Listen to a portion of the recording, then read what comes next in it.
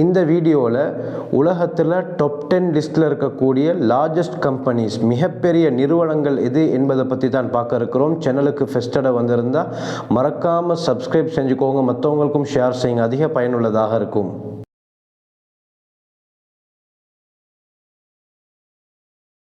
பொதுவாக உலகத்தில் ஒரு மிகப்பெரிய கம்பெனியுடைய மதிப்பு எதை வச்சு கணக்கிடப்படுதுன்னு சொன்னால் அந்த கம்பெனியுடைய மார்க்கெட் கேபிட்டலைசேஷன், அதாவது சந்தை மூலதனம்.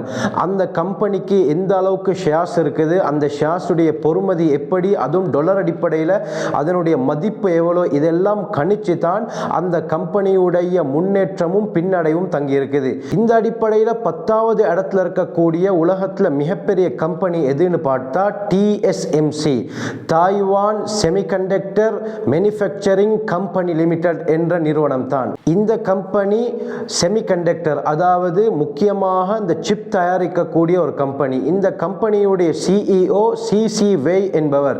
இது தாய்வானை சேர்ந்த உலகத்தில் மிகப்பெரிய ஒரு கம்பெனி. இந்த கம்பெனியுடைய ஃபவுண்டர் மொரிஸ் சாங் என்பவர். இந்த கம்பெனியுடைய மார்க்கெட் கேபிட்டலைசேஷன் எவ்வளோன்னு பார்த்தா 997.42 பில்லியன் அமெரிக்கன் டாலர்ஸ். இந்த லிஸ்ட்ல 9வது இடத்துல இருக்கக்கூடிய கம்பெனி பெர்க்ஷயர் ஹாத்வே என்ற இன்வெஸ்ட்மெண்ட் கம்பெனி. இந்த கம்பெனியுடைய ஃபவுண்டர் CEO யாருன்னு பார்த்தா வாரன் பஃபட், உலகத்தில் தலை சிறந்த முன்னணி பணக்காரர்கள் ஒருவர். இந்த கம்பெனியுடைய மார்க்கெட் கேபிட்டலைசேஷன் எவ்வளோன்னு பார்த்தா 1023 ட்ரில்லியன் அமெரிக்கன் டாலர்ஸ். இந்த லிஸ்ட்ல 8வது இடத்துல இருக்கக்கூடிய கம்பெனி இலோன் மஸ்குடைய டெஸ்லா என்ற கம்பெனி. ஆட்டோமேட்டிக் கார்களை தயாரிக்கக்கூடிய இந்த டெஸ்லா கம்பெனி, இதனுடைய மார்க்கெட் கேபிட்டலைசேஷன் எவ்வளோன்னு பார்த்தால் 1274 ட்ரில்லியன் அமெரிக்கன் டாலர்ஸ். இந்த லிஸ்ட்ல 7வது இடத்துல இருக்கக்கூடிய கம்பெனி மெட்டா பிளாட்ஃபார்ம், மார்க் ஜுகர்பர்குடைய மெட்டா நிறுவனம் தான் 7வது இடத்துல இருக்குது. இது சோஷியல் மீடியா சம்பந்தப்பட்ட ஒரு நிறுவனம். இந்த கம்பெனியுடைய market capitalisation 1655 trillion American dollars. இந்த லிஸ்ட்ல 6வது இடத்துல இருக்கக்கூடிய கம்பெனி உலகத்தில் ஆயில் கேஸ் அடிப்படையில் முன்னணியாக இருக்கக்கூடிய சவுதி அராம்கோ. இந்த சவுதி அராம்கோ உடைய CEO யாரு? அமீன் H நசீர் என்பவர். இந்த அராம்கோ நிறுவனத்துடைய market capitalisation 1800 trillion American dollars. 5வது இடத்துல இருக்கக்கூடிய கம்பெனி கூகுளுடைய முன்னோடி அல்பபெட். இந்த அல்பபெட் டெக்னாலஜி சம்பந்தப்பட்ட ஒரு கம்பெனி. இதனுடைய CEO தற்பொழுது சுந்தர் பிச்சை தான் இருக்கிறாரு. இந்த கம்பெனியுடைய market capitalisation 2361 trillion American dollars. 4வது இடத்துல இருக்கக்கூடிய கம்பெனி ஜெஃப் பிசோஸ் உடைய அமேசான் கம்பெனி தான். இது இ-காமர்ஸ் சம்பந்தப்பட்ட ஒரு நிறுவனம். இந்த அமேசானுடைய market capitalisation 2475 trillion American dollars.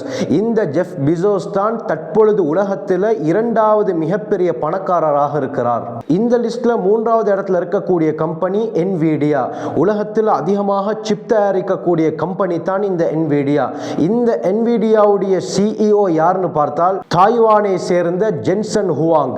இந்த என்விடியாவுடைய மார்க்கெட் கேபிட்டலைசேஷன் எவ்வளோன்னு பார்த்தா 2900 ட்ரில்லியன் அமெரிக்கன் டாலர்ஸ்.